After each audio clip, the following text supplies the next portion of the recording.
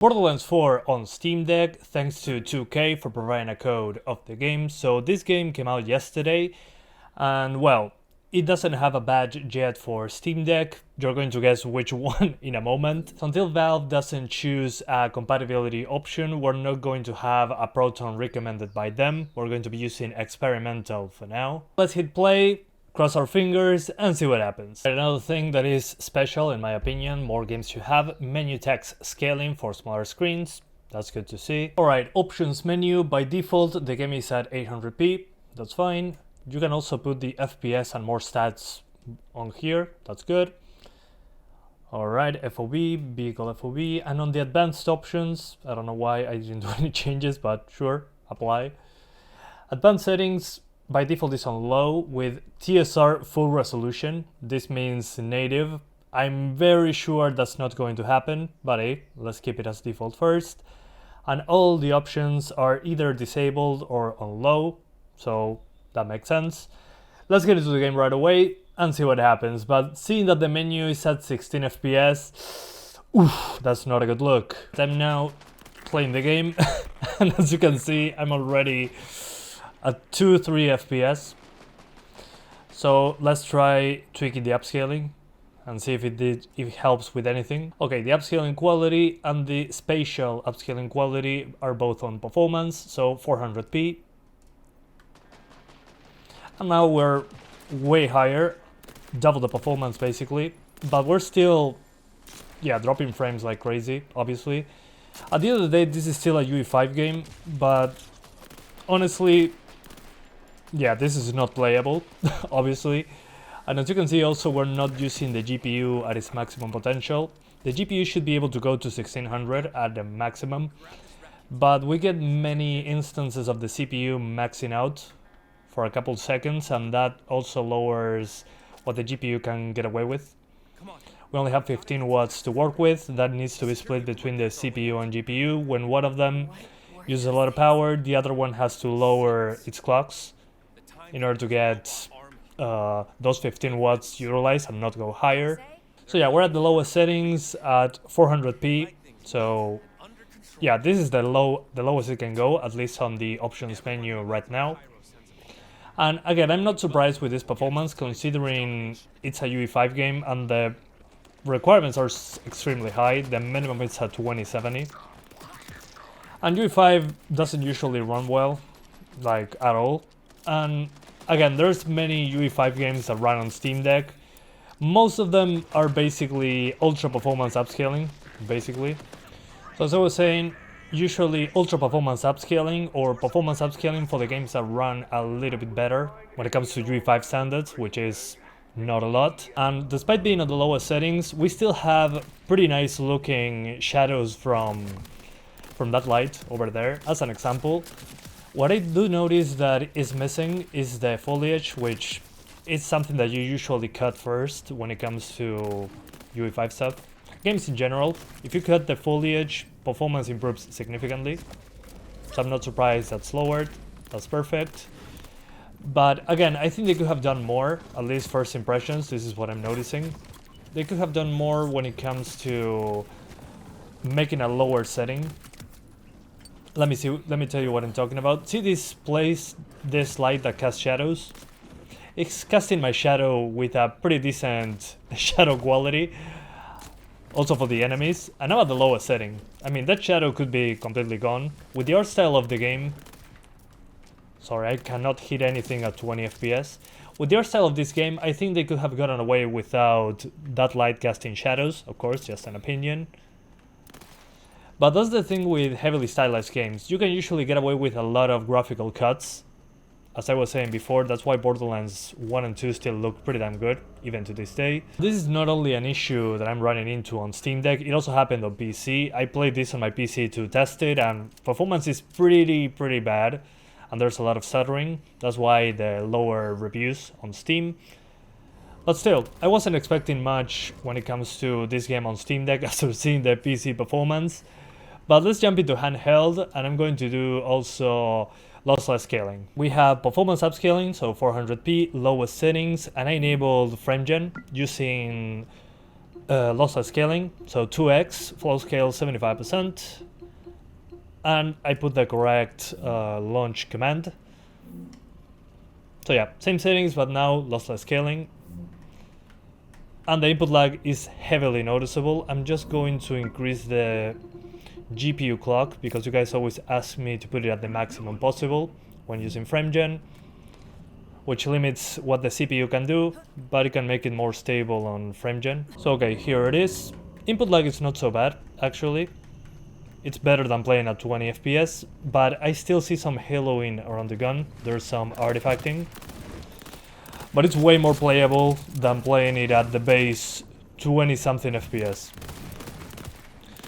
So yeah, I would say with how I'm feeling it right now, it's playable. It has some visual artifacts here and there, especially when moving quickly. Oof, and that hard lock to 40 there.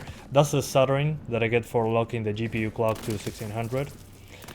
So I recommend the GPU clock to keep it maybe at 1400 to let the CPU do some actual work, especially when it's loading new assets. So we avoid those huge drops as much as possible. Yeah, but the input lag, I can still feel it. It's still very hard to hit the enemies because, again, the base frame rate is 20 something FPS. Yeah, it's very hard to control. It looks smooth on camera, but trust me, the inputs, I can feel the lag. It's pretty crazy. But again, it's to be expected when it comes to FrameGen. If the base frame rate is very low, you're going to have input lag. So yeah, I mean, usually I like using FrameGen if my frame rate is above 60. That's kind of the reason it was invented. If you have a good base frame rate, it's not a bad idea. Also, despite the lowest settings being utilized, we still have screen space reflections, which is interesting. That's something I would turn off if I wanted to put a low setting for a portable machine. And why am I talking about settings so much? Well, there's a game that came out recently, it's UE5, it's called Chronos: The New Dawn, it's a horror game. And that is a UE5 game that is pretty demanding, yeah, but it does have a very low setting for the Steam Deck. And that very low setting actually matches the Nintendo Switch 2 visuals. It's a little bit better when it comes to volumetric fog, but then the rest, the draw distance, the shadow quality, it's a match with what the Switch 2 is doing. And I'm mentioning that because this game in 3 weeks is coming to the Nintendo Switch 2. I'm not joking. There's a Switch 2 version. I saw the trailer for it, and the main thing that I noticed is that it doesn't have grass and texture quality is worse. Same with the draw distance. So my question there is it possible that in the future we can change a config file or something to match the Nintendo Switch 2 settings? If that's the case, then we can probably get it to run way better on Steam Deck. Or if it's a different build, well, then we're effed. But considering what Gearbox said about the Switch 2 version, there'll be crossplay between Switch 2, PS5, Xbox Series and PC. So technically it should be the same build, but with lower settings, lower resolution and frame rate. So once this game comes out on Switch, I might get a Switch 2 and do a comparison against the Steam Deck, but definitely the Steam Deck, I think we could push the settings lower, add in a config file or something. That's just my hope. Again, considering that there's a Switch 2 version going to come out in a few weeks, I don't think it's too far-fetched to think about that. Especially, again, after seeing Chronos: The New Dawn, having match settings on Steam Deck and Switch, that's what made the game playable on Steam Deck in the first place. So if the Switch 2 version didn't exist, then Chronos: The New Dawn will be unplayable on Steam Deck. And I think that's the reason here. If we can make settings that match the Switch 2, there shouldn't be a problem. And you might be saying, but man, you're getting 40 FPS, what are you complaining about? Well, this is with frame generation, using lossless scaling, an external program. And why is that important? Well, frame generation, if you never heard about that term, you're generating one frame in between each frame. That introduces input lag. So if you think about frame rate is how many images you get every second. And if you're getting, for example, 20 images per second and you use FrameGen, in between each of those 20 images in a second, using as a reference the next image, you get one in between. You're technically duplicating the frame rate, but half of those frames you don't have input on. So That means that you're always with a delay in the middle. The higher the frame rate, the less of a delay you're going to notice with your inputs. That's why they usually recommend at least 60 FPS as a base to use FrameGen. In this case, despite the base frame rate being like sometimes below 20 FPS, because this game is pretty demanding, the game still is playable, despite the input lag being pretty heavy. It still has artifacts, again, because of the low base frame rate, but at the same time, it feels way better than playing it with the base 20 FPS, if I gotta say so myself. So yeah, you can do that if you want to with the lowest settings, 400p, but again, it doesn't feel particularly great to control. What I'll probably do on the lossless scaling side of things is to cap the frame rate to something like 15 on lossless scaling, so the game is locked to 30 FPS, quote unquote, so real 15 FPS with input lag, but at least the game consistently will show 30s in that frame rate counter over there. But again, without FrameGen, this is below 20 across the board, even on less demanding scenarios, with the lowest settings at the lowest possible resolution. And your other option is to use ultra performance upscaling, which is even a quarter of this resolution, I think, and you're still not getting decent performance. So my advice for this one is to wait for the Switch 2 version, and hopefully, if we are lucky, the Switch 2 version has graphical settings that are lower than PC's low setting, and we can match that on Steam Deck, maybe with a config file, maybe with an official update, just like other UE5 games that are on Switch are doing. But if you're playing on easy mode and maybe using, I don't know, a lot of heavy aim assist, you can get through it, but the input lag is pretty obvious, and there is visual artifacting. The more demanding stuff is going on screen, so sometimes the gun will disappear, some other times pieces of the terrain are not going to be showing up. But considering we're frame generating from below 20 FPS, I think it's pretty impressive what we can get here, all things considered. So would I recommend this on Steam Deck? Right now, no.